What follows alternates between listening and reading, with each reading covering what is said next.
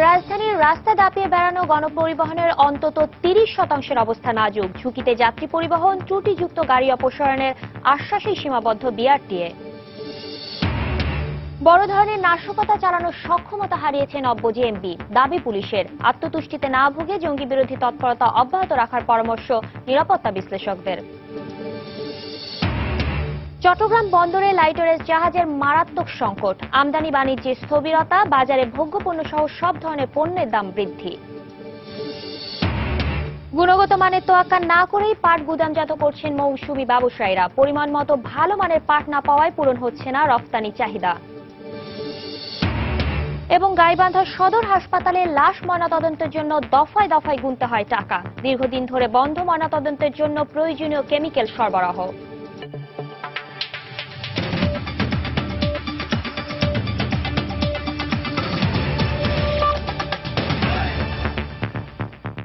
সময় সংবাদের সঙ্গে আছি আমি শাতিলা শারমিন।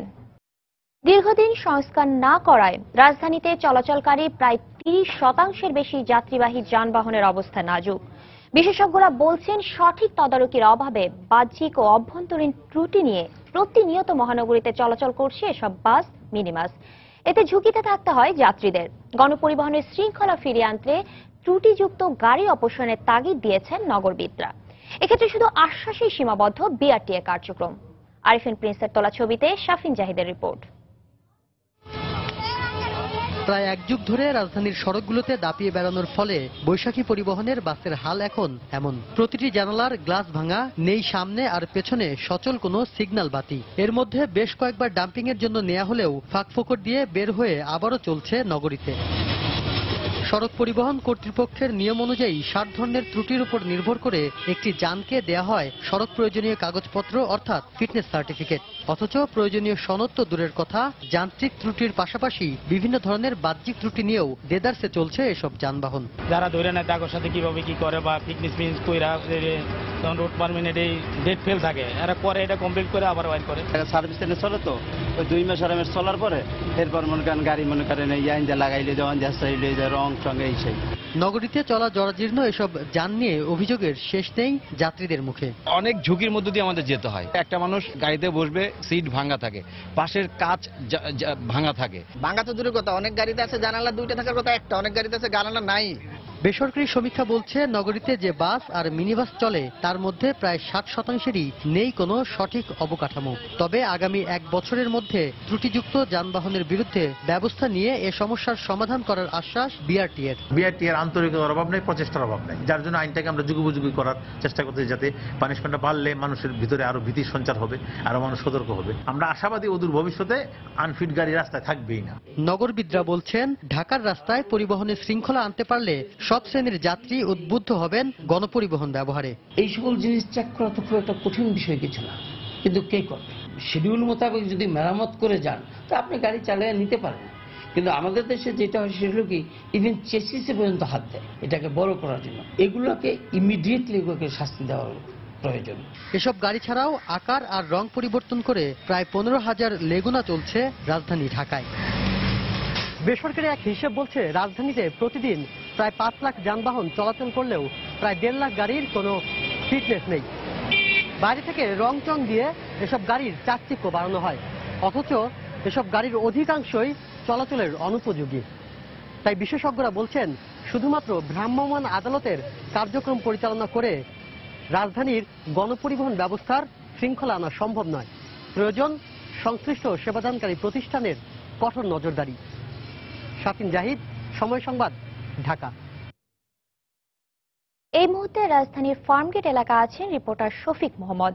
ফিটনেসবিহীন গণপরিবহনের খবর জানতে সরাসরি চলে যাচ্ছি তার কাছে। শফিক। শাতিলা, এই মুহূর্তে আমি ফার্মগেটে দাঁড়িয়ে আছি এবং আপনি জানেন যে রাজধানীতে কিন্তু বরাবরই গণপরিবহনের একটি সংকট রয়েছে এবং সেই গণপরিবহনের যে সংকট রয়েছে তার পাশাপাশি কিন্তু রয়েছে আরেকটি জিনিস, সেটি হচ্ছে যে ফিটনেস বিহীন গাড়ি যে সমস্ত আছে যেগুলো অননুমোদিত অর্থাৎ ফিটনেস নেই অথবা নতুন কেনার পর থেকে অনেক দিন পর্যন্ত রাজধানী ঢাকা শহরে চলার পর যে গাড়িগুলো ফিটনেস হারিয়েছে, আমার সামনেই কিন্তু আপনারা দেখতে পাচ্ছেন যে একটি গাড়ি এসে দাঁড়িয়েছে। সেই গাড়িটির যদি আপনি বাইরে থেকেই বলা যায়, বাইরে থেকেই কিন্তু আপনারা দেখতে পাচ্ছেন যে এই গাড়িটির আসলেও যে ফিটনেস আছে কিনা সেটি নিয়ে সন্দেহ রয়েছে, কারণ চারপাশে একটিও গ্লাস নেই। তারপরে যেগুলো সিগন্যাল বাতি অর্থাৎ পেছনের দিকে লেন পরিবর্তনের সময় যে সিগন্যাল বাতিগুলো জ্বালানো হয় সেই সিগন্যাল বাতিগুলোও কিন্তু পেছনে আমরা দেখতে পাচ্ছি না।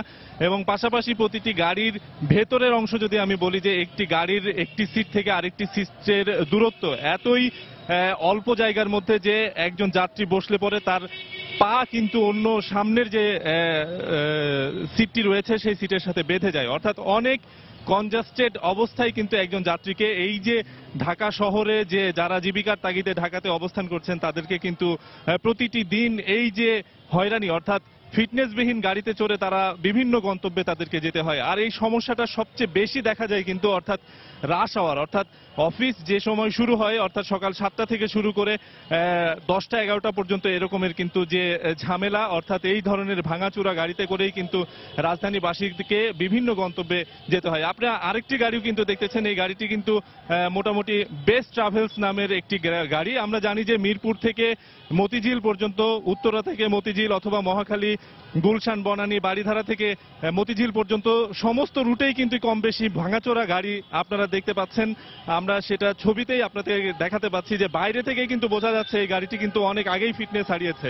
তারপরেও কোনো না কোনো ভাবে প্রশাসনকে চোখে হয়তো ধুলো দিয়ে অথবা মোটামুটি ভাবে বলা যেতে পারে কোনো না কোনো ভাবে প্রশাসনের সাথে যোগ সাজসে যারা গাড়ির ব্যবসায়ী আছে তারা কিন্তু তাদের এই যে গাড়ি অর্থাৎ যে সমস্ত গাড়িগুলো ফিটনেস হারিয়েছে সেই সমস্ত গাড়িগুলো তারা কিন্তু এই যে শহরে চালাতে খুব সফলভাবেই চালাচ্ছে। এবং যেহেতু নগরবাসী অনেকটাই অপারগ এবং তারা কিন্তু অনেকটা মোটামুটি বলা যেতে পারে যে তাদের কিছুই করার নেই, তাদের কাছে অনেকটাই জিম্মি, যেহেতু অফিসে তাদেরকে সবাইকেই অফিসে যেতে হয়, নির্ধারিত গন্তব্যে যেতে হয় এবং এ কারণেই কিন্তু তারা অনেকটা বাধ্য হচ্ছে এই ধরনের ফিটনেসবিহীন গাড়িগুলোতে চলাচল করার জন্য। তো সাতিলা ফার্মগেট এলাকা থেকে ফিটনেসবিহীন গাড়ি যে রাস্তা দাপিয়ে বেড়াচ্ছে তার খবর ছিল আমার কাছ থেকে এটুকুই। এখন চলে যাচ্ছে আপনার কাছে সাতিলা। রাজধানীতে চলাচলের জন্য নগরবাসীকে যে গাড়িগুলোর উপর নির্ভর করতে হয় তার অধিকাংশই ফিটনেসবিহীন, তারই সরাসরি খবর জানাচ্ছিলেন আমাদের সহকর্মী শফিক মোহাম্মদ। গুলশান হামলার পর থেকে অব্যাহত অভিযানে 90 জিএমবির সক্ষমতা প্রায় শেষ এমন দাবি করে পুলিশ বলছে এখন বড় ধরনের কোনো নাশকতা চালানোর সক্ষমতা তাদের নেই। তবে জঙ্গিবাদ পুরোপুরি নিয়ন্ত্রণে আনতে জনসচেতনতা প্রত্যাশা করছেন তারা। নিরাপত্তা বিশ্লেষকরা বলছেন আইন শৃঙ্খলা রক্ষা বাহিনীর কয়েকটি সফল অভিযানের পর জঙ্গিদের কিছুটা পিছু হটা স্বাভাবিক। এ নিয়ে আত্মতুষ্টিতে না ভুগে জঙ্গি বিরোধী তৎপরতা অব্যাহত রাখতে হবে। খান মোহাম্মদ রুমেলের রিপোর্ট। আইন শৃঙ্খলা বাহিনীর তথ্য মতে গেল বছরের অক্টোবরে হোসেনি দালান ইমামবাড়ায় বোমা হামলার মধ্য দিয়ে 90 জিএমবির আত্মপ্রকাশ। তবে তাদের নৃশংসতার চূড়ান্ত প্রকাশ ঘটে এবছরের 1 জুলাই গুলশান হোলি আর্টিজান হামলার মধ্য দিয়ে। এরপর থেকে আইন শৃঙ্খলা রক্ষা বাহিনীর অব্যাহত অভিযানে সংগঠনটির 32 জন নিহত হয়। এদের মধ্যে 90 জিএমবির প্রধান তামিম চৌধুরী এবং ফরিদুল ইসলাম ওরফে আকাশও রয়েছে। আর 2015 সালের আগস্ট থেকে গুলশান হামলার আগে পর্যন্ত 90 জিএমবির 150 জনকে গ্রেফতার এবং বিভিন্ন অভিযানে বন্দুকযুদ্ধে ও বোমা বানাতে গিয়ে 10 জন মারা যায়। পুলিশের একটি সূত্র বলছে 2015 সালের আগস্টে উপরের নেতাদের কাছে পাঠানো তামিমের একটি চিঠিতে সংগঠন সম্পর্কে বলা হয়েছে তখন তাদের সদস্য সংখ্যা ছিল 300। এর মধ্যে 31 জন মুহাজির যারা সংগঠনের জন্য বাসস্থান ছেড়েছেন, আশকারী বা প্রশিক্ষিত জঙ্গি 6 জন, শুরা সদস্য 3 জন, বোমা তৈরির কারিগর 2 জন এবং বাকিরা সাধারণ সদস্য। ভুল বুঝিয়ে মন্ত্র দিয়ে এই তরুণ যুবক কিশোর এদেরকে যাতে বিপথে না নিতে পারে সেই জন্য আমরা জনগণকে বিভিন্ন কমিউনিটিকে সমাজ থেকে কাজে লাগাতে চাচ্ছি আর কি। তাকে এই পথে যাতে না নিতে পারে সেজন্য যা যা করা দরকার তারা সেটা করবে। পাশাপাশি যারা রেডিক্যালাইজ হয়েছে এখন পর্যন্ত সরাসরি টেরোরিস্ট অ্যাক্টিভিটিসে যোগদান করে নাই, তাদেরকে ডিরেডিক্যালাইজ অর্থাৎ তাদের এই মতবাদ থেকে ফিরিয়ে আনতে পারলে তখনই একেবারে পুরোপুরি দমন হয়েছে বলে মানে নিশ্চিত করে বলা যাবে। নিরাপত্তা বিশ্লেষকরা বলছেন আইন শৃঙ্খলা রক্ষা বাহিনীর কয়েকটি অভিযানের পর জঙ্গিদের কিছুটা নিষ্ক্রিয় থাকায় স্বাভাবিক। এটাকে সাময়িক ধরে নিয়ে পুলিশি তৎপরতা চলমান রাখতে হবে। তারা 70% নিয়ন্ত্রণ করছে না, কত ভাগ নিয়ন্ত্রণ করছে তা কিন্তু এই অঙ্কের হিসাবে মেলানো যাবে না। সেটা হয়তো তাদের একটা মূল্যায়ন বা ধারণা। যেহেতু পুলিশের কয়েকটি সফল অভিযান হয়েছে, আপাতত হয়তো পিছু হটেছে, সুতরাং পুলিশকে আত্মসন্তুষ্টির জায়গায় যাওয়া যাবে না। তিনি আরো বলেন, জঙ্গিবাদ মোকাবেলায় পুলিশের মাঠ পর্যায়ের সক্ষমতা ও সচেতনতা বাড়ানোর উপর জোর দিতে হবে। যোগাযোগ স্থাপন করে খান মোহাম্মদ রুমেল, সময় সংবাদ, ঢাকা। বাংলাদেশে উন্নয়নে আন্তর্জাতিক সম্প্রদায়ের সঙ্গে বিদ্যমান অংশীদারিত্বের সম্পর্ক আরও শক্তিশালী করার প্রত্যাশা ব্যক্ত করে প্রধানমন্ত্রী শেখ হাসিনা বলেছেন, দেশে জঙ্গিবাদ দমন কার্যক্রম আরও জোরদার করা হবে। গতকাল বিকেলে রাজধানীর ওসমানী স্মৃতি মিলনায়তনে আন্তর্জাতিক দারিদ্র্য বিমোচন দিবস উপলক্ষে আয়োজিত অনুষ্ঠানে বক্তব্য রাখেন শেখ হাসিনা। অনুষ্ঠানে বিশ্বব্যাংকের প্রেসিডেন্ট জিম ইয়ং কিম বলেন, দারিদ্র্য বিমোচনে বাংলাদেশ হয়ে উঠেছে অন্য দেশের জন্য উদাহরণ।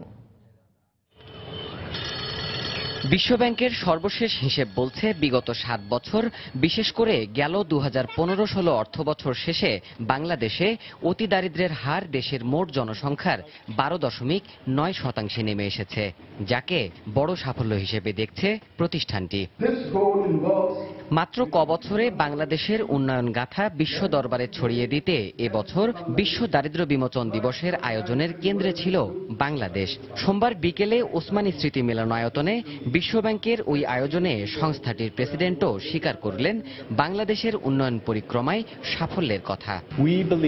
বিশ্বব্যাংক বিশ্বাস করে যে 2021 সালের মধ্যে বাংলাদেশ নিশ্চয়ই মধ্যম আয়ের দেশে পরিণত হবে।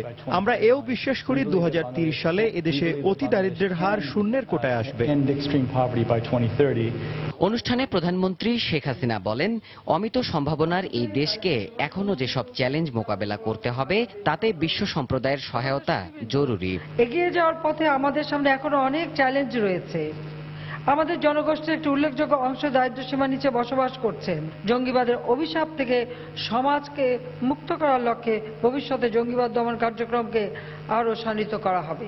আমরা সহসাই স্বল্পোন্নত দেশের ক্যাটাগরি থেকে বেরিয়ে আসব এবং 2041 সালের মধ্যে বাংলাদেশ হবে একটি উন্নত সমৃদ্ধ বাংলাদেশ। আমাদের প্রত্যাশা, আমাদের উন্নয়নে আন্তর্জাতিক সম্প্রদায়ের সঙ্গে বিদ্যমান অংশীদারিত্ব ভবিষ্যতে আরও শক্তিশালী হবে। বাংলাদেশের উন্নয়নে বিশ্বব্যাংক পাশে থাকবে বলেও আশাবাদ ব্যক্ত করেন প্রধানমন্ত্রী।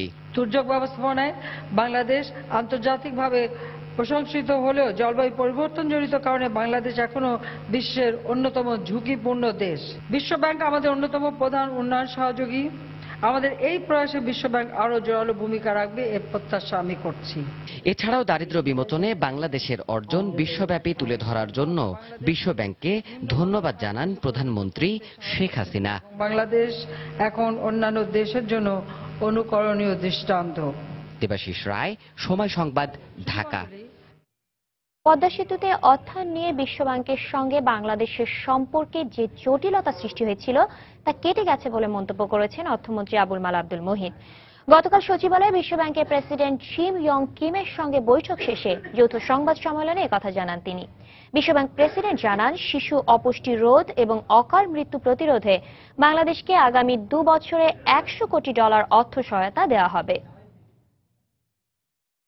পদ্মা সেতুর অর্থায়নে বিশ্বব্যাংকের সাথে সম্পর্কের টানাপোড়েনের পর বিশ্বব্যাংকের কোনো প্রেসিডেন্টের এই প্রথম বাংলাদেশ সফর। সোমবার সচিবালয়ে অর্থমন্ত্রীর সাথে বৈঠকের পর সংবাদকর্মীদের প্রশ্ন ছিল বহুল আলোচিত পদ্মা সেতুর অর্থায়ন থেকে সরে যাওয়া নিয়ে। জবাবে বিশ্বব্যাংক প্রেসিডেন্ট জিম ইয়ং কিম জানালেন, সেই অর্থ বাংলাদেশের অন্যান্য প্রকল্পে যতদূর সম্ভব দেওয়া হবে। এক্ষেত্রে মূল ফোকাস থাকবে জলবায়ু পরিবর্তনের ঝুঁকি মোকাবেলায়। এ সময় বিশ্বব্যাংকের প্রেসিডেন্ট দারিদ্র্য দূরীকরণ, নারীর ক্ষমতায়ন ও প্রযুক্তিগত উন্নয়নে বাংলাদেশের নেওয়া বিভিন্ন পদক্ষেপের প্রশংসা করেন। বাংলাদেশকে ঋণ দিয়ে বিশ্বব্যাংক যতটুকু সম্ভব সহায়তা করবে, তবে জলবায়ু পরিবর্তন মোকাবেলায় বাংলাদেশের আরও বেশি অর্থ সহায়তা জরুরি। শিশু অপুষ্টি রোধ ও দারিদ্র্য দূরীকরণে বাংলাদেশের পদক্ষেপগুলো প্রশংসনীয়। বিশ্বব্যাংক এই 2 খাতে আগামী 2 বছরে $100 কোটি অর্থ সহায়তা দেবে। এদিকে বিশ্বব্যাংকের সাথে সমস্যা কেটে গেছে উল্লেখ করে অর্থমন্ত্রী আশা করেন, আগামীতে বাংলাদেশের উন্নয়নে বিশ্বব্যাংকের সহযোগিতা অব্যাহত থাকবে। বিশ্বব্যাংকের সাথে তৈরি হওয়া সংকটের অবশেষে সমাধান হয়েছে। পদ্মা সেতু প্রকল্পের যে অর্থ সহায়তা বিশ্বব্যাংকের দেওয়ার কথা ছিল তা দেশের অন্যান্য প্রকল্পে ব্যয়ের প্রতিশ্রুতি দিয়েছে বিশ্বব্যাংক। বিশ্বব্যাংকের সহায়তা অব্যাহত থাকবে বলেই আশা করছি। used in projects of already been committed. সর্বশেষ 2007 সালে বাংলাদেশ সফরে এসেছিলেন বিশ্বব্যাংকের তৎকালীন প্রেসিডেন্ট রবার্ট জোয়েলিক। এর 10 বছর পর গতকাল 3 দিনের সফরে বাংলাদেশে আসেন জিম ইয়ং কিম। দারিদ্র বিমোচনে বাংলাদেশের সাফল্য, সরেজমিনে পরিদর্শন এবং বাংলাদেশে বিশ্ব দারিদ্র দিবস উদযাপনে এই সফর হলেও আগামীতে বাংলাদেশ কি সহযোগিতা পাচ্ছে সেদিকেই এখন সবার দৃষ্টি। হাজারি শিউলি, সময় সংবাদ, ঢাকা। বাংলাদেশের নিরাপত্তা ব্যবস্থা নিয়ে ভীত নন, তবে সতর্ক রয়েছেন বলে জানিয়েছেন ইউরোপীয় ইউনিয়নের রাষ্ট্রদূত পিয়েরে মায়েদু। গতকাল রাজধানীর একটি হোটেলে ডিকাপ টক অনুষ্ঠানে সাংবাদিকদের প্রশ্নের জবাবে তিনি কথা বলেন। মায়েদু বলেন, আর্থসামাজিক উন্নয়নের কারণে বাংলাদেশ বর্তমানে বিশ্বে ইতিবাচক ইমেজ গড়ে তুলেছে। গুলশানের হলি আর্টিজানে গত 1 জুলাই সন্ত্রাসী হামলার পরই পাল্টে যায় নানা দৃশ্যপট। কূটনৈতিক এলাকায় এই হামলায় দেশি বিদেশি নাগরিক হত্যার ঘটনায় উদ্বেগ জানায় পশ্চিমা দেশগুলো। নিজেদের নিরাপত্তা নিয়ে শঙ্কা জানানোর পাশাপাশি সরকারের সঙ্গে একাধিক বৈঠকে দাবি জানায় নিজস্ব নিরাপত্তা বাহিনী ও যানবাহন ব্যবহারের। এরপর স্বরাষ্ট্র ও পররাষ্ট্র মন্ত্রণালয়ের পক্ষ থেকে দূতাবাসগুলো নিরাপত্তায় আনসার বাহিনী মোতায়েন সহ বিভিন্ন প্রস্তাব দেওয়া হয়। ঘটনার 3 মাস পরে এখন কতটা স্বস্তিতে আছেন কূটনীতিকরা? আগের চেয়ে পরিস্থিতির অনেক উন্নতি হয়েছে। কূটনীতিক এলাকায় সরকার নিরাপত্তা চেকপোস্ট, আলাদা বাস রিক্সা সার্ভিস চালু করেছে। আমাদের যে আনসার বাহিনী দেওয়ার প্রস্তাব দিয়েছে সেটিও আমরা বিবেচনা করছি। এখন আমরা ভীত নয়, তবে সতর্ক। শুধু কূটনীতিকদের নিরাপত্তা নিয়ে ভাবলে চলবে না, সারা দেশের বিষয়টিকে বিবেচনায় রাখতে হবে।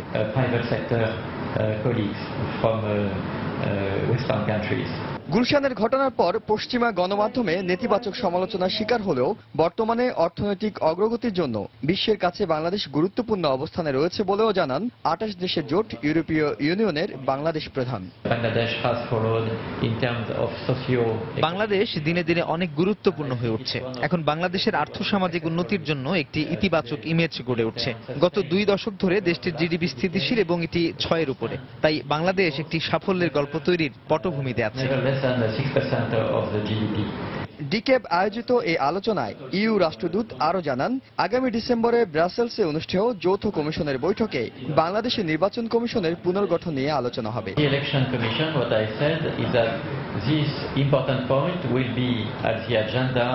হেসান জুয়েল, সময় সংবাদ, ঢাকা।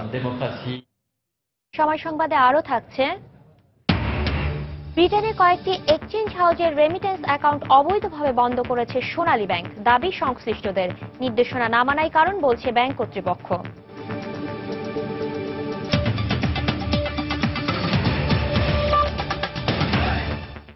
চট্টগ্রাম বন্দরে লাইটারেজ সংকটের মুখে আমদানি বাণিজ্যে স্থবিরতা নেমে এসেছে। মাদার ভেসেল থেকে পণ্য খালাসের জন্য প্রতিদিন 150 বেশি লাইটারেজ জাহাজের দরকার হলেও 70টির বেশি জাহাজ ব্যবস্থা করতে পারছে না ওয়াটার ট্রান্সপোর্ট সেল। এ অবস্থায় বাজারে পণ্যের দাম বেড়ে যাচ্ছে।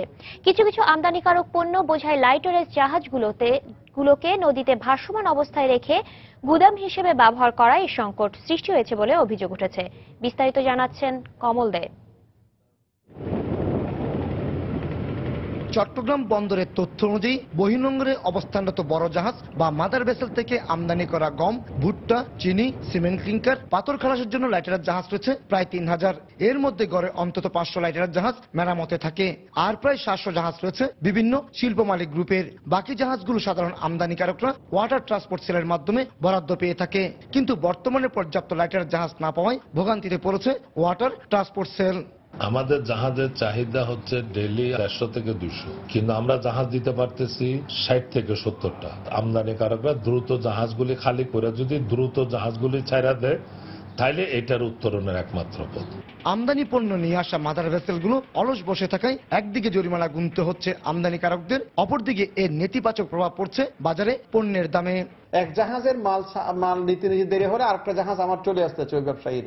এখন এই দুইটা জাহাজ সে মিট করতে বাজারে সে মাল রাখার জায়গা নাই, ব্যাংক ইন্টারেস্ট সহ দ্রব্যমূল্য বৃদ্ধি হচ্ছে। আমাদের ইম্পোর্ট বেড়ে গেছে, আমাদের ইম্পোর্টের মধ্যে অনেক আইটেমও বেড়ে গেছে, যেমন পাথর ইম্পোর্ট হচ্ছে, কয়লা ইম্পোর্ট হচ্ছে, অনেকগুলো মাল ইম্পোর্ট হচ্ছে। লাইটার ভেসেল বানানোর জন্য অতি তাড়াতাড়ি এটা অর্ডার দেওয়া হোক। বন্দর কর্মকর্তাদের অভিযোগ, বেশ কিছু আমদানিকারক মাদার ভেসেল থেকে লাইটারের জাহাজে পণ্য বোঝাই করে তা গুদাম হিসেবে ব্যবহার করায় এই সংকট সৃষ্টি হয়েছে। লাইটারে জাহাজ খালাস করার পর লাইটারকে ওয়্যারহাউস হিসাবে, গোডাউন হিসাবে ব্যবহার করে। লাইটার তখন অন্য জাহাজ থেকে মালামাল খালাস করার জন্য প্রস্তুত থাকে না, এবং এটি যেহেতু ভাড়া প্রদান করা হচ্ছে, মালিক লাইটারের মালিকও তিনিও কোনো এই বিষয়ে আপত্তি করেন না। চলমান সংকট নিরসনের পাশাপাশি লাইটারের জাহাজকে গুদাম হিসেবে ব্যবহারে নিরুৎসাহিত করতে আগামী 24 অক্টোবর বিশেষ সভা আহ্বান করেছে চট্টগ্রাম বন্দর কর্তৃপক্ষ। কমল দে, সময় সংবাদ, চট্টগ্রাম। বাংলাদেশের সঙ্গে বিশ্বব্যাংকের কর্মকাণ্ড ভবিষ্যতেও অব্যাহত থাকবে বলে জানিয়েছেন বিশ্বব্যাংকের president doctor gym young Kim. সকালে বরিশালে বাবুগঞ্জ উপজেলার রাকুদিয়া গ্রামে সাংবাদিকদের একথা বলেন তিনি। সেখানে বিশ্বব্যাংকের সাহায্যপুষ্ট দারিদ্র্য বিমোচন কর্মসূচি সহ বিভিন্ন প্রকল্প পরিদর্শন করেন তিনি। এসব কর্মসূচি থেকে যারা সুবিধা পেয়েছেন তাদের সঙ্গে মত বিনিময় করেন জিম ইয়ং। 2012 সালের ফেব্রুয়ারি মাসে বিশ্ব ব্যাংকের সাহায্যপুষ্ট এলটিএফ বা সোশ্যাল ডেভেলপমেন্ট ফাউন্ডেশন নামের একটি প্রতিষ্ঠান রাকুদিয়া গ্রামে কাজ শুরু করে। পরে উজিরপুর উপজেলার ভরসাকাঠি এলাকার সাইক্লোন শেল্টার সেন্টার পরিদর্শনে যান বিশ্ব ব্যাংকের প্রেসিডেন্ট।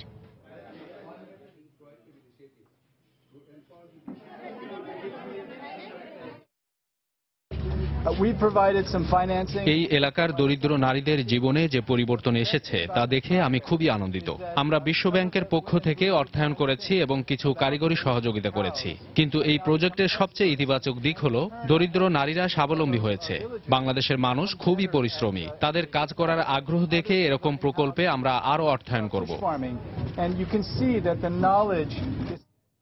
জাতির জনক বঙ্গবন্ধু শেখ মুজিবুর রহমানের ছোট ছেলে শেখ রাসেলের 52তম জন্মবার্ষিকী উপলক্ষে তার কবরে ফুল দিয়ে শ্রদ্ধা জানিয়েছেন আওয়ামী লীগের নেতাকর্মীরা। সকালে বনানী কবরস্থানে আওয়ামী লীগের সভাপতি মণ্ডলীর সদস্য ওবায়দুল কাদেরের নেতৃত্বে দলের নেতাকর্মীরা ফুল দেন। পরে কবরস্থানে শ্রদ্ধা নিবেদন করেন বিভিন্ন শ্রেণী পেশার মানুষ।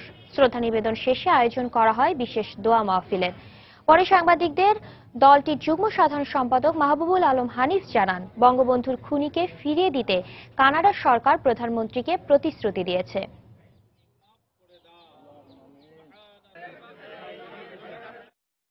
আজকে শহীদ শেখ রাসেলের এই শুভ জন্মদিনে আমরা তার আত্মার মাগফিরাত কামনা করেছি। আমরা মহান সৃষ্টিকর্তার কাছে আমরা প্রার্থনা করি আল্লাহ পাক রব্বুল আলামিন যেন তাকে বেহেশত নসিব করেন এবং শহীদ শেখ রাসেলের তার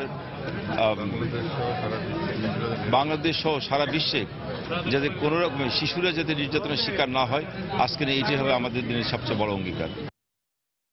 সময় সংবাদে আরো থাকছে, ভারতের উড়িষ্যা একটি বেসরকারি হাসপাতালে আগুনে অন্তত 22 জন নিহত, আহত বেশ কয়েকজন অবস্থা আশঙ্কাজনক, মোদির শোক।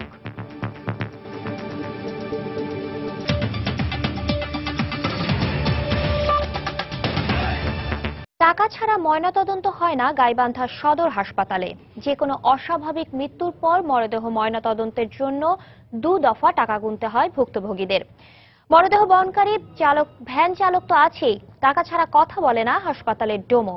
দীর্ঘদিন ধরে ময়নাতদন্তের জন্য প্রয়োজনীয় কেমিক্যাল সরবরাহ বন্ধ থাকায় এ পরিস্থিতির সৃষ্টি হয়েছে বলে দাবি অভিযুক্ত ডোমের। তবে টাকা নেওয়ার অভিযোগ অস্বীকার করেছে হাসপাতাল কর্তৃপক্ষ। হেদায়েতুল ইসলাম বাবুর প্রতিবেদন, ক্যামেরায় ছিলেন ওবায়দুল ইসলাম। গাইবান্ধার ছকু মিয়া প্রায় 40 বছর ধরে মরদেহ বহনের পেশায় জড়িত। এক সময় এক একটি ময়নাতদন্তের জন্য সব মিলিয়ে খরচ হতো 1000-1200 টাকা, কিন্তু এখন 5.5 থেকে 6000 টাকার কমে কোনো ময়নাতদন্ত করা সম্ভব হয় না। তার অভিযোগ, হাসপাতালের দায়িত্বপ্রাপ্ত ডোম টাকা ছাড়া কোনো কথাই বলতে রাজি নন। এমন অভিযোগ ভুক্তভোগী ও জনপ্রতিনিধিদেরও। আগে 1200 টাকা আগে হয়েছিল, এখন মধ্যমকালে এখন খরচ বেশি হয়েছে। মানে স্পিরিট দিয়ে খান লাগবে, আমার থাকে হলো 3000 টাকা। আমার সাঘাটা যাওয়া আসে সারা আয় থাকা যায়, হ্যাঁ আয় থাকা যায়। আমার ক্যাঙ্কাটি আমার পোষায়। যে কোনো একটা লাশ গেলে ওরা মনে হলে সেদিন ওরা একটা ঈদের দিন, একটা আনন্দ, একটা বছরকার দিন পাইলো। টাকা না দিলে ওই কোনো প্রকার লাশ বলায় না। একটা পরিবার অস্বাভাবিক মৃত্যুর পর তারাই মানসিকভাবে বিপর্যস্ত অবস্থার মধ্যে পড়ে থাকে। সেই অবস্থায় ডোম আবার দাবি করে 2500 টাকার মতো। এটা একটা পরিবারের জন্য একদম বাজে অবস্থা। আমি মনে করি এটার প্রতিকার হওয়া দরকার। তবে ডোম দিলীপ কুমার বেশি টাকা নেয়ার কথা অস্বীকার করে দাবি করেন, হাসপাতাল কর্তৃপক্ষ ময়না তদন্তের কোনো কিছু সরবরাহ না করায় সবকিছুই কিনতে হয় তাকে। টাকা আমরা খুবই কম পাই অন্যান্য ডিস্ট্রিক্টের চেয়ে। আমরা এখান থেকে কোনো গ্লোজ ব্লেড পাই না, কোনো আমরা হাতুড়ছেনি কোনো কিছু মানে অল এভরিথিং কিছুই আমরা পাই না। হাসপাতালের আবাসিক মেডিকেল কর্মকর্তা বলেন, ময়না তদন্তের জন্য প্রয়োজনীয় দ্রব্য ও যন্ত্রপাতি সরবরাহ করা হচ্ছে না, আর টাকা নেয়ার বিষয়ে কিছুই জানেন না বলে দাবি তার। প্রিজার্ভ করার জন্য যে বয়াম বা বিভিন্ন কৌটা টাইপের ইয়া লাগে, এগুলোও আমাদের সরকারিভাবে সরবরাহ নেই। আমাদের সুইপার বা যে ডোমের দায়িত্ব আছে সেই ধরনের কোনো কার্যকলাপের সঙ্গে সম্পৃক্ত কিনা আমি কখনো দেখিও নাই, শুনিও নাই, এবং এই বিষয়টা আমার আসলে জ্ঞাতসারে নাই। প্রতি মাসে গাইবান্ধা আধুনিক সদর হাসপাতালে গড়ে 10 থেকে 12টি মরদেহের ময়নাতদন্ত হয়। হেদায়েতুল ইসলাম বাবু, সময় সংবাদ, গাইবান্ধা। নেই কোনো ট্রেড লাইসেন্স কিংবা মন্ত্রণালয়ের অনুমোদন, এরপরও পাট কিনে ঘর বোঝাই করছেন দেশের বিভিন্ন অঞ্চলের মৌসুমী ব্যবসায়ীরা। ভরা মৌসুমে কম দামে কিনে কয়েক মাস রাখলেই বেড়ে যায় দাম, এমন দাবি করলেও একেবারেই উদাসীন পাটের গুণগত মান রক্ষায়। এতে মিলগুলোতে ঢুকছে না পরিমাণ মতো ভালো মানের পাট, চাহিদা পূরণ হচ্ছে না রফতানিকারকদেরও। মঞ্জুর রহমানের তোলা ছবিতে জুবায়ের ফয়সালের রিপোর্ট। ভিডিও চিত্রে যে আড়তটি দেখা যাচ্ছে তাতে কিছুদিন আগেও বিভিন্ন নির্মাণ সামগ্রীর সঙ্গে বেচাকেনা হতো খৈল ভুসি আর বিভিন্ন কাঁচামালের, কিন্তু মৌসুমের এ সময়টাতে বাজারে পাটের আমদানি বেশি হওয়ায় আগের সব মালামাল সরিয়ে সেখানে তোলা হচ্ছে কাঁচা পাট। যদিও পাট আইন 2016 বলছে কোনো ব্যবসায়ীকে সোনালী আঁশ সংরক্ষণ করতে হলে নিতে হবে পাট অধিদপ্তরের অনুমোদন আর ট্রেড লাইসেন্স, যার পেছনে ক্ষেত্র বিশেষে খরচ পড়ে 15 থেকে 25,000 টাকা। যদিও এসব ব্যবসায়ীদের ভরসা শুধুমাত্র একটি ব্যাপারী লাইসেন্স, স্থানীয় ইউনিয়ন পরিষদ থেকে যা পাওয়া যায় মাত্র 150 থেকে 200 টাকা খরচে। এর উপর দুর্বল অবকাঠামোই সংরক্ষণের ফলে নষ্ট হচ্ছে পাটের গুণগত মান, যেখানেও লঙ্ঘন করা হচ্ছে সদ্য অনুমোদিত আইনটির। 4-5 মাস যদি আমরা এই মালটা রেখে দিতে পারি তাহলে হয়তো আমাদের কিছু ভালো আকারে কিছু লাভ হয়। এখানে তো অফিসার আসে, ঠিক আছে, অফিসার এসে লাইসেন্স করে দিয়ে যায়। নাম জানো কি, আমার নামটা খেয়াল আসছে না, যাই হোক আমার বড় ভাইরা জানে। স্বাভাবিকভাবেই এতে ভালো মানের পাটের সরবরাহ কমছে পাটকলগুলোতে, সঙ্গে ক্ষতিগ্রস্ত হচ্ছে রফতানিকারকরাও। কম হবে বা ঘাটতি পড়বে, সেটা বছর শেষে জুন মাসে এসে দেখা গেল যে অনেক পাট উদ্বৃত্ত থেকে গেল। এই বছর অগস্ট এবং সেপ্টেম্বর এটাই মূলত পাটের মূল মৌসুম। তো এই সময় যদি আমরা কৃষকের কাছ থেকে পাট কিনতে না পারি তাহলে দেখা গেল এই পাট এক সময় দামজাত করার ফলে পরবর্তীতে আমার কিন্তু বেশি দাম দিয়ে কিনতে হয়। ক্ষুব্ধ প্রতিক্রিয়া জানিয়ে নিয়ম নীতির বাইরে থাকা পাট ব্যবসায়ীদের বিরুদ্ধে শিগগিরই কঠোর পদক্ষেপ নেয়ার আশ্বাস বস্ত্র ও পাট মন্ত্রণালয়ের। লাইসেন্সবিহীন অবস্থায় কেউ যদি ব্যবসা করতে চায় তার বিরুদ্ধে ব্যবস্থা গ্রহণ করার আমার আইন আছে। নর্মালি এই বিষয়গুলো আমরা ওইভাবে ইনিশিয়েটিভ নেই না, কিন্তু যখন পাটের নিয়ে কখনো কোনো সংকট সৃষ্টি হওয়ার সম্ভাবনা থাকে তখন কিন্তু এই বিষয়গুলো কিন্তু আইনগতভাবে যে ব্যবস্থা নেওয়ার তখন কিন্তু আমরা নেই। এক্ষেত্রে পাট অধিদপ্তরের কোনো গাফিলতি আছে কিনা তাও খতিয়ে দেখা হচ্ছে বলেও জানান প্রতিমন্ত্রী। জুবায়ের ফয়সাল, সময় সংবাদ, ফরিদপুর। দেশের রেমিটেন্স প্রবাহ বাড়াতে বাংলাদেশের বেশ কয়েকটি ব্যাংককে 2009 থেকে 2011 সাল পর্যন্ত এক্সচেঞ্জ হাউস খোলার অনুমতি দিয়েছিল বাংলাদেশ ব্যাংক। তারই ধারাবাহিকতায় বর্তমানে 8টি ব্যাংক এক্সচেঞ্জ হাউসের মাধ্যমে ব্রিটেনের রেমিটেন্স সার্ভিস দিয়ে আসছে। তবে কোনো কারণ ছাড়াই 2015 সালের শুরুতে সোনালী ব্যাংক এসব অ্যাকাউন্ট বন্ধ করে দেয় বলে অভিযোগ এক্সচেঞ্জ হাউসগুলোর। ব্যাংক কর্তৃপক্ষ বলছে নির্দেশনা না মানায় বন্ধ করে দেওয়া হয়েছে অ্যাকাউন্টগুলো। লন্ডন প্রতিনিধি শোয়েব কবিরের পাঠানো তথ্য ছবি নিয়ে ডেস্ক রিপোর্ট। অবৈধভাবে অর্থ পাচারের ঝুঁকির কথা জানিয়ে 2013 সালের 31 অক্টোবর বাংলাদেশি ব্যাংকের এক্সচেঞ্জ হাউসগুলোর রেমিটেন্স অ্যাকাউন্ট বন্ধ করে দেয় যুক্তরাজ্যের বার্কলেস ব্যাংক। সে সময় এক্সচেঞ্জ হাউসগুলোর বিশেষ অনুরোধে সোনালী ব্যাংকে বেশ কয়েকটি রেমিটেন্স অ্যাকাউন্ট খোলার পরামর্শ দেয় বাংলাদেশ ব্যাংক। যদিও কয়েক মাস না যেতেই শুধুমাত্র সাউথ ইস্ট ব্যাংকের মালিকানাধীন সাউথ ইস্ট ফিনান্সিয়াল সার্ভিস ছাড়া বাকি সবগুলো অ্যাকাউন্ট বন্ধ করে দেওয়া হয়। এ বিষয়ে সময় সংবাদের সঙ্গে টেলিফোনে কথা বলেন সোনালী ব্যাংক ইউকে শাখার প্রধান নির্বাহী কর্মকর্তা সরওয়ার হোসেন। তারা কমপ্লায়েন্ট পুরোপুরি, সাউথ ইস্ট 100% কমপ্লায়েন্ট করেছে অ্যাজ পার আওয়ার রিকোয়ারমেন্ট। তারা করতে পেরেছে, হয়তো সেটার জন্য তারা আছে। যদিও প্রকৃতপক্ষে ঠিক কি কারণে এসব রেমিটেন্স অ্যাকাউন্ট বন্ধ করে দেওয়া হয়েছিল তার কিছুই নির্দিষ্ট করে জানানো হয়নি এক্সচেঞ্জ হাউসগুলোকে। একই সঙ্গে সাউথ ইস্ট ফিনান্সিয়াল সার্ভিস ছাড়া বাকি সব এক্সচেঞ্জ হাউসের অ্যাকাউন্ট সাসপেন্ডের বিষয়টি সোনালী ব্যাংকের বিশেষ এজেন্ডা ছিল বলেও মনে করছেন অনেকে। 2014-এর দিকে অ্যাকাউন্ট খুলেছিল, মাত্র কিছুদিনের মধ্যেই তারা আমাদেরকে বন্ধ করে দিয়েছে এবং তারা এই ইস্যুটাই উত্থাপন করেনি যে আমরা কোনো কমপ্লায়েন্সের জন্য আমাদেরকে বন্ধ করে দিচ্ছে, ওদের অসুবিধার জন্যই ওরা বন্ধ করছে। সোনালী ব্যাংকে আমরা জিজ্ঞেস করছি যে তোমাদের রিকোয়ারমেন্টটা কি আমাদেরকে জানাও, আমরা তোমাদের ওই রিকোয়ারমেন্ট আমরা 100% ফুলফিল করব, কিন্তু ওইটা তারা আর কোনো কিছু আমাদেরকে ওই ব্যাপারে আমাদেরকে রেসপন্স করে নাই। তবে বিশেষ এজেন্ডার বিষয়টি প্রত্যাখ্যান করে সোনালী ব্যাংকের নির্দেশনাগুলো যথাযথভাবে মানার ফলেই তাদের অ্যাকাউন্ট বলবৎ রয়েছে বলে জানান সাউথ ইস্ট ফিনান্সিয়াল সার্ভিসের প্রধান নির্বাহী। আমরা আমাদের অ্যাবসলিউটলি নতুন সফটওয়্যার আমরা এখন ইউজ করছি এবং শুধুমাত্র কয়েকটা স্যাংশন লিস্ট না, যতগুলো স্যাংশন লিস্ট আছে সবগুলো আমরা ইমপ্লিমেন্ট করেছি আমাদের সিস্টেমে। তো যার কারণে সোনালী ব্যাংক যেটাই চেয়েছে, যখন যেটা দরকার ছিল তাদের, আমরা ইমিডিয়েটলি সেটা ইমপ্লিমেন্ট করেছি। সম্প্রতি মানি লন্ডারিং প্রতিরোধে ব্যর্থ হওয়ার অভিযোগে সোনালী ব্যাংককে 33 লাখ পাউন্ড জরিমানা করেছে যুক্তরাজ্যের ফিনান্সিয়াল কন্ডাক্ট অথরিটি। এরপর থেকেই এই ব্যাংকের নানা অনিয়ম ও দুর্নীতি বেশ আলোচিত হচ্ছে ব্রিটেনের বাংলাদেশি কমিউনিটিগুলোতে। সময় সংবাদ, লন্ডন। এবার শেরপুরের শ্রীবর্দীতে বন্য হাতির আক্রমণে এক কৃষকের মৃত্যু হয়েছে। গত রাতে উপজেলার বাড়িঝুড়ি সীমান্ত এলাকায় এ ঘটনা ঘটে। এ নিয়ে চলতি মাসে বন্য হাতির আক্রমণে অন্তত 7 জনের মৃত্যু হলো। এলাকাবাসী জানায়, খাবারের সন্ধানে লোকালয়ে প্রবেশ করে বাড়িঘরে তাণ্ডব চালায় একদল বন্য হাতি। এ সময় হাতির পায়ে পৃষ্ঠ হয়ে পিয়ার আলী নামে এক বৃদ্ধ কৃষকের মৃত্যু হয়। গত 1 অক্টোবর থেকে এ পর্যন্ত বন্য হাতির আক্রমণে 2 নারী সহ 7 জনের মৃত্যু হয়েছে। গত 1 বছরে এ সংখ্যা অন্তত 27 বলে জানিয়েছে জেলা প্রশাসন। বন্য হাতির তাণ্ডব বাড়তে থাকায় অনেকেই প্রাণ ভয়ে এলাকা ছাড়ছেন বলে দাবি স্থানীয় বাসিন্দাদের।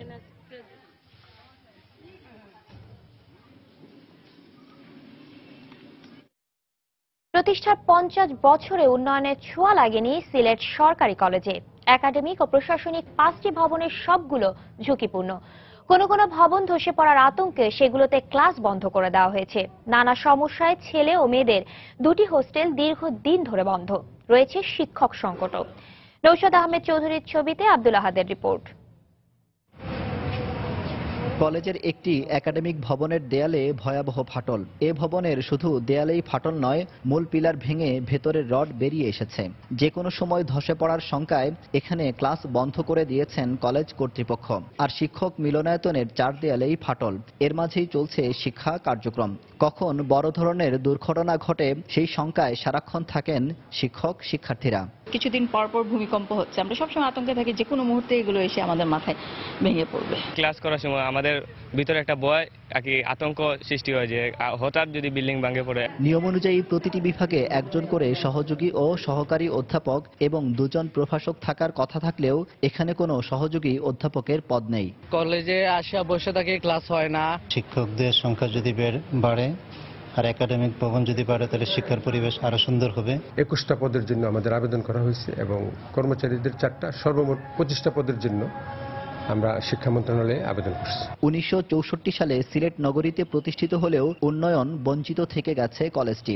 গত 28 আগস্ট প্রথমবারের মতো পরিদর্শনে এসে শিক্ষামন্ত্রী কলেজের ভঙ্গুর অবস্থা এতদিন নজরে না আনায় ক্ষোভ প্রকাশ করেন। এখানে একটা উপাধ্যক্ষ পদ নাই, এই পদটা নাকি কেটে দেওয়া হয়েছে, এই খবরটা আমার কেউ দেয় নাই।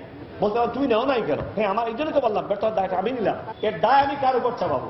রাজনৈতিক সংঘর্ষে পুড়িয়ে দেওয়ার পর 2010 সাল থেকে বন্ধ রয়েছে কলেজের ছাত্র হোস্টেল। আর গোলযোগের কারণে ছাত্রী হোস্টেলটিও দীর্ঘদিন ধরে বন্ধ। আব্দুল আহাদ, সময় সংবাদ, সিলেট। কক্সবাজারের রামু উপজেলার বাঘখালী নদীতে হয়ে গেল বৌদ্ধ সম্প্রদায়ের ঐতিহ্যবাহী জাহাজ ভাসা উৎসব। প্রবর্ণা পূর্ণিমা উপলক্ষে এই উৎসবের ঢল নামে সর্বস্তরের মানুষের। ধর্মীয় গুরুরাও বলছেন, এমন উৎসব ধর্মীয় সম্প্রীতি বাড়ায়, দৃঢ় করে মানুষে মানুষের সম্পর্ক। সুজাউদ্দিন রুবেলের তথ্য, মোহাম্মদ ফরাজির ছবি নিয়ে ডেস্ক রিপোর্ট। বাদ্যবাজনার তালে তালে রামুর বাঘখালী নদীতে ভেসে বেড়াচ্ছে রং বেরঙের কাগজের জাহাজ। শত শত তরুণের উচ্ছ্বাস আর উল্লাস নদীর দুপারে নামিয়ে আনছে উৎসবের হাওয়া। হাতি, ময়ূর, ঈগল সহ নানা পশু পাখির প্রতিকৃতির আদলের জাহাজগুলো তৈরি করা হয়েছে বাঁশ, বেত আর কাঠ কাগজের কাঁচামাল দিয়ে। আপাত দৃষ্টিতে শুধু বৌদ্ধ ধর্মাবলম্বীদের প্রবারণা পূর্ণিমার আয়োজন মনে হলেও গভীর সম্পর্কের অর্থ বহন করে এই উৎসব। অশুভ শক্তিকে পরাজয় করার জন্য, শুভ শক্তিকে জাগ্রত করার জন্য আমরা এখানে বারবার ছুটে আসি। এটা দেখে আমরা খুব মজা করতে পারি, উপভোগ করতে পারি, এই জন্য আমরা প্রতি বছরই এখানে আসি। এটা একটা মহান মিলন মেলা। এখানে আসলে মনে হয় যেন যে আমাদের সম্প্রীতিটা দিন দিন বাড়ছে। এই কল্পজাহাজের যে আনন্দ, যে একটা নতুন আবহ আমরা উপভোগ করি, সেটাই আমাদের একমাত্র পাওয়া। সকল সম্প্রদায়ের লোক এখানে উপস্থিত হয়েছেন। এটা একটা অসাম্প্রদায়িক একটা উৎসবে এটা পরিণত হয়েছে। আগামীতে এই উৎসবের পরিসর আরো বাড়ানোর চেষ্টা চলছে বলে জানান স্থানীয় জনপ্রতিনিধি। অসাম্প্রদায়িক রাম গড়ার জন্য আমরা কাজ করে যাচ্ছি এবং এই উৎসবকে আরো বড় করার জন্য আমরা ইতিমধ্যে বিভিন্ন সাহায্য সহযোগিতা দিয়ে যাচ্ছি এবং আগামীতে আরো বড় ধরনের এই উৎসব যাতে পালন করা যায় তার জন্য আমাদের সাহায্য অব্যাহত থাকবে। রামুর বৌদ্ধ ধর্মাবলম্বীরা প্রায় 200 বছর ধরে উদযাপন করে আসছেন এই জাহাজ ভাসা উৎসব। প্রতি বছরই ধর্মবর্ণ নির্বিশেষে হাজার হাজার মানুষ এতে অংশ নেন। সময় সংবাদ, কক্সবাজার। ঠাকুরগাঁয়ে পূজা উপলক্ষে চলছে গ্রাম বাংলার ঐতিহ্যবাহী ধামের গানের উৎসব। লক্ষ্মী পূজায় শুরু হয় উৎসব চলবে সামনের কালী পূজা পর্যন্ত। গ্রামাঞ্চলে প্রতি বছরই ধামের গানের আয়োজন করা হয়। ঐতিহ্যবাহী এই গান উপভোগ করতে ভিড় করেন সব বয়সী মানুষ। বিশেষ ধরনের গানের সঙ্গে থাকে অভিনয়ের আকর্ষণ। ঢোলের তালে তালে জমে ওঠে ব্যতিক্রমী এই আয়োজন। জেলা প্রশাসন জানিয়েছে, জেলার 5টি উপজেলার 53টি ইউনিয়নে প্রায় 400 ধামের গানের অনুষ্ঠিত হবে।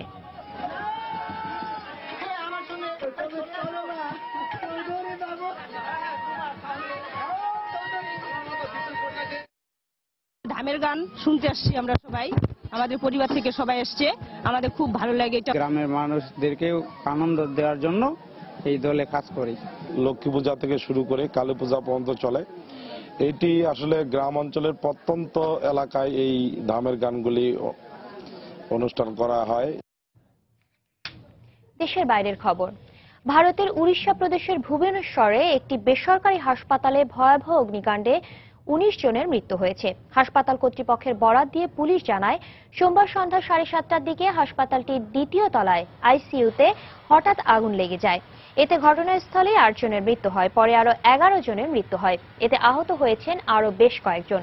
তাদের অবস্থাও আশঙ্কাজনক। আইসিইউতে রোগী ও নার্স সহ অন্তত 40 জন ছিল বলে জানা গেছে। ফায়ার সার্ভিসের 5টি ইউনিট প্রায় 4 ঘন্টা চেষ্টায় আগুন নিয়ন্ত্রণে আনে। বৈদ্যুতিক শর্ট সার্কিট থেকে অগ্নিকাণ্ড বলে ধারণা হাসপাতাল কর্তৃপক্ষের। এ ঘটনায় এক টুইটার বার্তায় শোক প্রকাশ করেছেন ভারতের প্রধানমন্ত্রী নরেন্দ্র মোদী।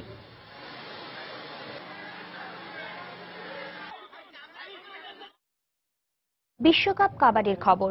পুল এতে নিজেদের চতুর্থ ম্যাচে অস্ট্রেলিয়ার বিপক্ষে বিশাল জয় পেয়েছে বাংলাদেশ। গতকাল অস্ট্রেলিয়াকে 88 পয়েন্টে উড়িয়ে দিয়েছে লাল সবুজের প্রতিনিধিরা। গ্রুপ পর্বে আগের 2 ম্যাচে হেরে সেমিফাইনালে যাবার স্বপ্ন আগেই প্রায় শেষ হয়ে গেছে বাংলাদেশের। আহমেদাবাদে ম্যাচে শুরু থেকে রেড ও ট্যাকেল 2 বিভাগেই অস্ট্রেলিয়ানদের কোণঠাসা করে ফেলে বাংলাদেশ। বেশ কয়েকটি লোনা তুলে নিয়ে প্রথমার্ধেই বিশাল লিড পায় তারা। পুরো ম্যাচে রেডে 43 পয়েন্ট তুলে নেওয়ার পাশাপাশি ট্যাকেলেও নিজেদের সীমানায় তারা 18 বার আটকে ফেলে অস্ট্রেলিয়ানদের। পুরো ম্যাচে 4টি লোনা সহ 14 পয়েন্ট অর্জন করে সুবিমলের শিষ্যরা। সেই সঙ্গে প্রতিপক্ষের ভুলে অতিরিক্তের খাতা থেকে বাংলাদেশ পায় 5টি বোনাস পয়েন্ট। অন্যদিকে অস্ট্রেলিয়ার সর্বসাকুল্য অর্জন ছিল 1টি রেড, 3টি ট্যাকেল ও 4টি অতিরিক্ত পয়েন্ট।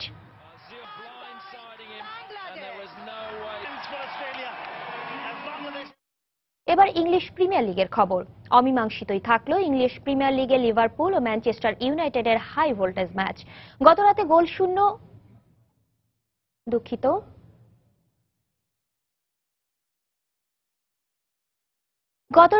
শূন্য ড্র দিয়ে শেষ হয় 2 দলের এই ম্যাচটি। ড্রয়ের ফলে 8 ম্যাচে 17 পয়েন্ট নিয়ে চতুর্থ অবস্থানে রয়েছে অলরেডরা। অন্যদিকে সমান সংখ্যক ম্যাচে 14 পয়েন্ট নিয়ে রেড ডেভিলসরাও 7 নম্বরে থেকে টেবিলে তাদের অবস্থান অপরিবর্তিত রেখেছে।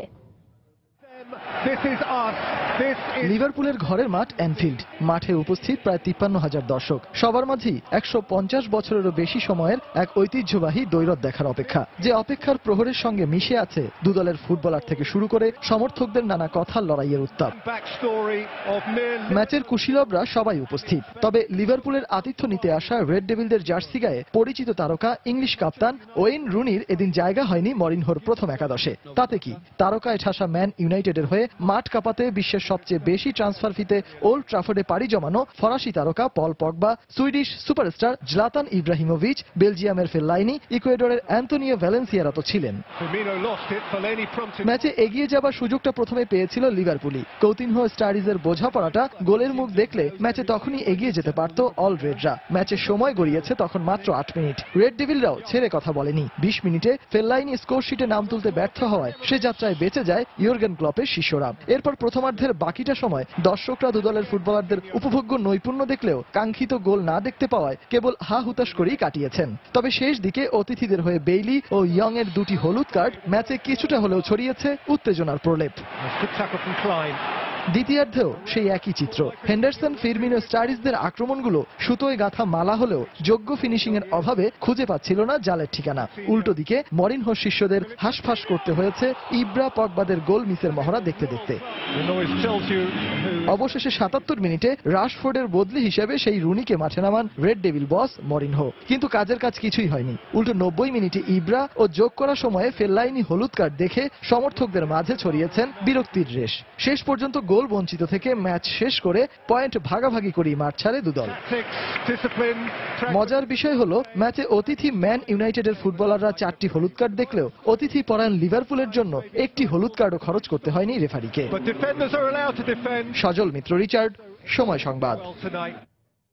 এ পর্যায়ে শীর্ষ সংবাদ জানিয়ে দিচ্ছি আরেকবার। রাজধানীর রাস্তা দাপিয়ে বেড়ানো গণপরিবহনের অন্তত 30% অবস্থা নাজুক। ঝুঁকিতে যাত্রী পরিবহন, ত্রুটিযুক্ত গাড়ি অপসারণে আশ্বাসে সীমাবদ্ধ বিআরটিএ।